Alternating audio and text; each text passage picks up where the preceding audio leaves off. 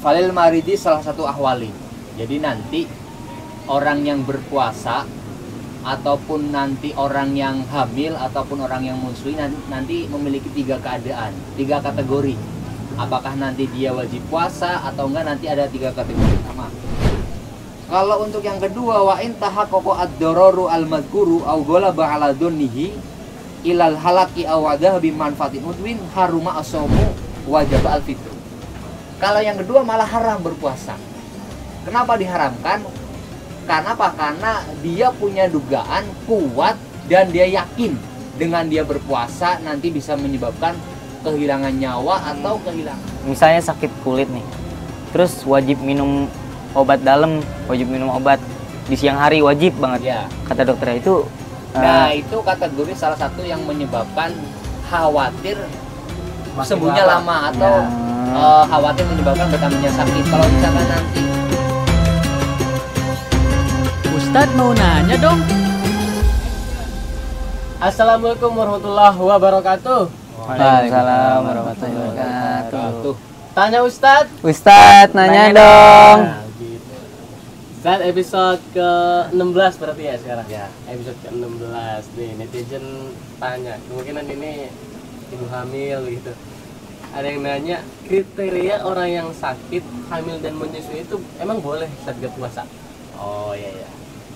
Langsung aja ya. Assalamualaikum warahmatullahi wabarakatuh. Waalaikumsalam warahmatullahi wabarakatuh. Alhamdulillah, syukurillah, wassalatu wassalamu ala rasulillah Sayyidina wa maulana Muhammad bin Abdillah amma ba'da la hawla wa la quwata illa billahil aliyyil azim. Alhamdulillah pada sore hari ini ada pertanyaan masuk terkait pertanyaan apakah orang yang sakit, orang yang sedang hamil, orang yang sedang menyusui itu boleh tidak berpuasa. Ini ada pertanyaan. Dan alhamdulillah jawabannya sudah ditemukan di dalam kitab Nihayatul Zain karangan Senawi Al-Bantani. Langsung aja ya. A'udzubillahi minasyaitonirrajim. Bismillahirrahmanirrahim. Falil maridi salah satu ahwali. Jadi nanti orang yang berpuasa ataupun nanti orang yang hamil ataupun orang yang menyusui nanti memiliki 3 keadaan, 3 kategori. Apakah nanti dia wajib puasa atau enggak, nanti ada 3 kategori. Yang pertama, intawa hamadororon kurihalau asomu wajazahu lahu alfitu. Yang pertama itu kalau orang sakit ataupun nanti orang yang sedang hamil atau orang yang sedang menyusui, ketika dia menduga ada bahaya dalam dirinya, maka nanti hukum untuk berpuasa malah makruh. Dan nanti malah diperbolehkan untuk berpuasa.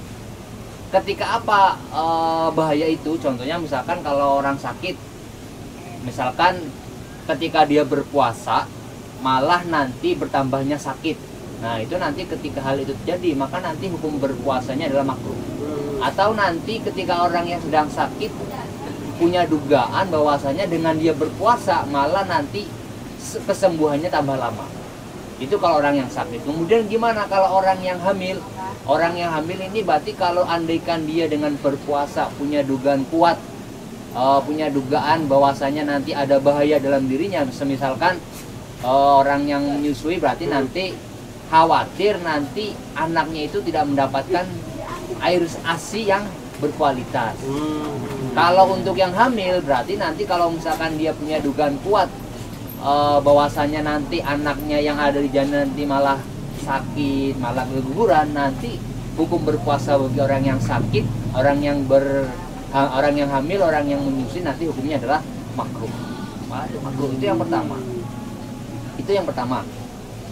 Kalau untuk yang kedua, wa in tahaqqaqa ad-dararu al-madhkuru aw ghalaba 'ala dhunnihi ilal halaki aw wadah bi manfaatin udwin haruma as-sawmu wajib al-fitr. Kalau yang kedua malah haram berpuasa. Kenapa diharamkan? Karena apa? Karena dia punya dugaan kuat dan dia yakin dengan dia berpuasa nanti bisa menyebabkan kehilangan nyawa atau kehilangan manfaat anggota tubuh. Contoh nih, ya, kayak misalkan tadi kan ada 3 nih. Kalau ada orang yang sakit, ketika dia berpuasa, malah nanti dia bisa menyebabkan kematian. Tapi dengan dia punya dugaan kuat, dengan yakin, dengan berpuasa dia yakin bahwa saya nanti bisa menyebabkan kematian, bisa menyebabkan kecacatan, nanti malah hukum berpuasanya lebih diharamkan. Itu kalau orang yang sakit. Kalau untuk orang yang hamil, berarti kalau andaikan orang yang hamil dengan berpuasa dia punya keyakinan yang kuat, sudah pasti bahwasanya nanti akan menyebabkan keguguran, sudah pasti ya, sudah pasti nanti menyebabkan kematian janinnya, nanti bisa hukum puasa itu menjadi haram.